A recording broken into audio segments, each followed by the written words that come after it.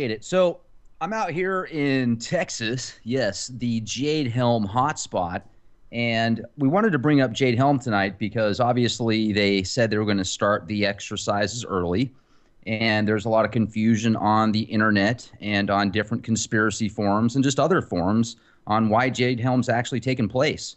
So I wanted to bring up first off that if Jade Helm was really designed to take over Texas, it would probably take more than 1,200 soldiers, no matter how good they are. And I'm sure they're incredible at their jobs, and special forces people are forced to be reckoned with. And I definitely respect the military, but I see it more as a psyop. And first off, the main Definitely. reason, as I just explained to you, is the fact that there's 1,200 troops that are going to be doing these Jade Helm exercises, and there's over 20 million Texans, and most of them probably have at least two or three different guns. So, but the main thing is they come out with an article or they come out with declassified documents that show the different states that are considered hostile in these Jade Helm exercises, and Texas is one of those states. And then if you read the actual documents, which, Jay, do you have those documents, or do you want me to send those to you so we can list those online for people to see real quick? Yeah, definitely. Send those Okay. to me. Well, I'll go ahead and send those to you. But one of the things that comes up after the locations where they've got different colors that correlate with what states are considered hostile, and the hostile states are red, and Texas is one of those states.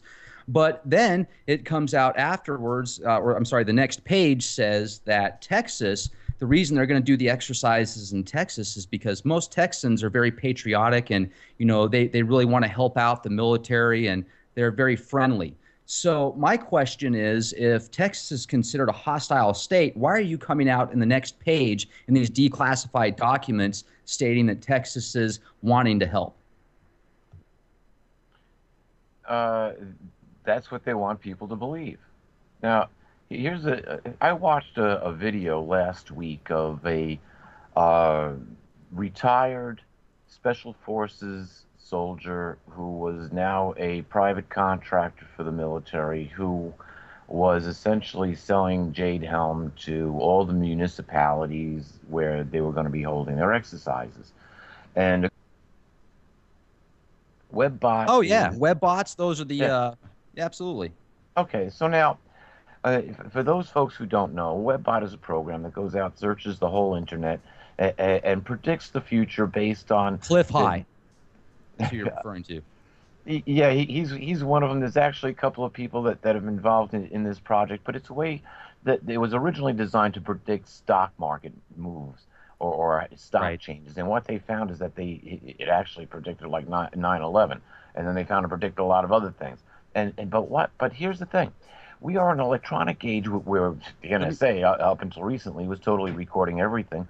And so Peter. it's, yeah, Sorry to jump in, but I just want to bring this up real quick. For those of you that might be skeptical, if you have an opportunity to go back to some of the WebBot articles that Cliff High actually came out with before Fukushima, a lot of his information was specifically pointing to Fukushima, that event. And before it happened, they said it was going to be one of the most catastrophic events of all time. And then it happens, and now Cliff High and the web bots have kind of disappeared in the conspiracy realms and also pretty much everywhere. So I'm glad you brought that up. I'm just correlating, I'm just confirming what you're saying right now. super. Now here's the thing. How does that happen? Well, you see, Joe Schmo, who's got to push the button, has got to get the information in order to push the button from somebody who's making the plans the few days before that all this is going down, and the web bot doesn't know its right hand from its left hand. It's just collecting data, and the closer it gets to tea time, the more data there is for it to collect. So it starts predicting what's going to happen. And the more people that are involved, the easier the prediction is. Now, after the fact, it can go crazy, just go running down all the different things that people are saying about what's going on, searching for the truth. Does anybody know what's happened? Has the truth leaked out? Is there any consciousness of who's behind this? You see, they could program the web bot to do to look for whatever they want. So let's just say for argument's sake, they got that web bot just hopping right along. They released the information on Jade Helm 15, and now they can keep pulse. They can put their finger on the pulse of the consciousness of the people of the United States to see how badly they're freaking out, to see who's talking about arming themselves, to see who's talking about hiding weapons, or who's getting ready to put together militias, or who's getting ready to defend their farms, or get Right. ready to go to war. You see, they are gathering all of that information just by what you post on Facebook. Well, and a couple weeks, well, I'm sorry, let me take that back. A couple months ago, there was a local news article that came out about how certain households were getting X marks on their close to their mailbox, and it was also on the news on TV. So I figured out, in my opinion, that that is most likely some teenagers running around trying to freak people out and spook people, because they probably wouldn't be that obvious about it. What do you think, Peter? Exactly. Here's the thing. Here's one thing. A lot of people really respect Benjamin Fulford. When he first started when he came onto the scene and started talking about the cabals and so forth, it was like, where did this guy come from? He was around, but all of a sudden he becomes really outspoken, and he's really taking the opposite side, and he's threatening the West, using the East's influence and protection. And so it became necessary to suss him out and find out where exactly he's connected to. He's an MI5 asset. So he's going to know some inside information, but where do you think he's feeding his information back to? The United States uses the same thing with people that are in places in different countries that are running schools or education centers, or running what seem to be innocent businesses when they're really information gathering locations. I was told something personally. I'll keep the person's name out of it, but he's well known. He ran a whole system of schools in another country, in a foreign country, which was not friendly to the United States. These were private schools, and they were very good schools, and they were information gathering for the CIA by what kids were saying about what was going on at home by their parents. So, there's a lot of levels of information, a lot of ways that they can gather information and not even know about it. Peter. But the web is fantastic because there's no trail. You speak of the information. Did you hear about the recent supposed hack against the Department of Defense? Basically, I guess supposedly the Chinese, that's who they're blaming anyway. They're blaming the Chinese for stealing over 4 million, I guess, personal records of federal employees going back 30 years. Now, do you buy the story that it was the Chinese, or do you think it's our own government? Because basically it just outed every federal employee. That's a hard thing to say. The first thing that if we were in if it was the Cold War days, we'd be pointing fingers at Russia. Why are we pointing fingers at China? Well, they own most of the U.S. debt. Where do we have the most to lose? To China. And they're the ones. If you look at China, I started watching when Fukushima happened. I was watching headline news. I turned it on, and I figured basically 5 minutes. You know what's going on in the world in a psyops form, of course. But it really irritated me when Fukushima came on. They gave 90 seconds to Fukushima and 90 seconds to Martin, whatever it is, Charlie Sheen's Torpedo of Truth tour. I was like, how the heck does some drugged out, whatever you want to call him, well, look at how much they defamed him. Fukushima?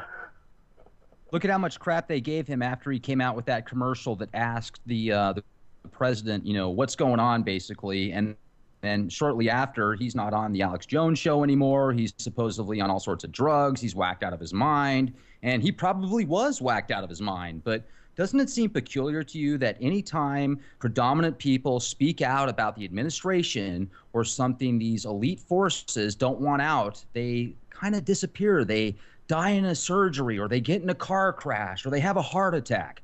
It becomes so obvious, in my opinion, that this whole thing is staged. You mean like when Joan Rivers said, I don't want Michelle Obama at my funeral because she's a transvestite, and then she died in a simple surgery And in a clinic in Manhattan. and you know Yeah. the doctor there was even taking a selfie. Yeah, You know, it's just it's I don't know insane. what to tell you. Yeah, so the whole, as Shakespeare said, the whole world's a stage. Now, are we going to believe what's going on, or are we just going to sit back like a good horror movie or sci-fi flick and just watch the events? So here's the thing: they're Well, gonna, well, Peter, go we ahead. need to go back into Jade Helm here real quick for a second, because one thing that I just came in information with is there is a specific location in California, and it is considered a hostile pocket on the Jade Helm map. And now there are multiple banks, and this has been verified, that are closing down the day that the exercises start in Jade Helm exercises on June 16th. I'm going to give you this information right now.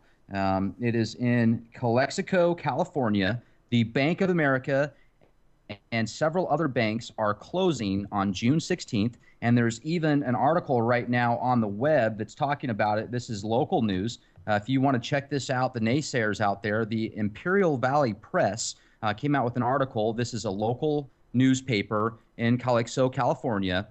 Calexico Bank's closures, meeting sought. There's a meeting with the federal officials about why all these Calexico banks are closing. So what are your thoughts on that? I mean, do you think that that might actually correlate with the theory of Suzanne Posel? She came out a while ago saying that there's going to be a giant virus that's going to hit the financial markets. And when that happens, get ready, because that's going to be the start of the end.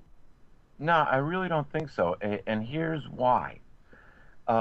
We have a very special event, just like what happened last year when the United Nations that went to war against ISIS. That was very significant in biblical prophecy because that activated all the prophecies in Revelation chapter 16, which, so everything is in play there.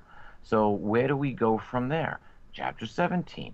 Chapter 17 talks about this, the horror of Babylon, Babylon the Great, who rides this scarlet-colored, seven-headed, ten-horned wild beast, and the beast turns on her and destroys her. Now, what people are all paying attention to Jade Helm. What they're totally missing is the post 2015 development agenda, which the 70th General Assembly of the United Nations is going to adopt this year. And the Pope is coming from Italy on the well, I'm not sure exactly what day he's going to land here, but on the 23rd he's going to be meeting with Obama at the White House. On the 24th he's going to be standing before Congress at the Capitol talking to them. On the 25th he's going to be standing before the General Assembly of the United Nations, blessing off the post-2015 development agenda. And on the 26th he's going to Philadelphia, the city of brotherly love, to officiate over Catholic Family Day, an event that's not the actual official name, but that's pretty much what it is. It's an event that happens every 3 years.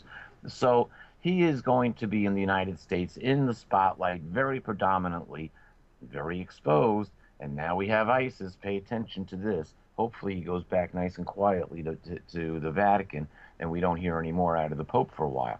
But here's the thing. The General Assembly ends on the last blood moon. On the 28th of September is the end of the blood moon. Now, here's also another interesting correlation. We are in what is called the Shemitah year. That it's supposed to be a Hebrew rest year. God told the Hebrews, or through Mosaic law, the land was supposed to rest on the 7th year. And so they had to produce enough in the 6th to last them the 7th year, because no ground was going to be planted, no work was going to be done. Have a good holiday. And that's where we're supposed to be right now. In 7 times 7, you get the 49th Shemitah year, and then you get the 50th year, which is a Jubilee year, which is a year of reset. All the slaves are set free, all debts are forgiven, everything goes back to a 0 point, so to speak.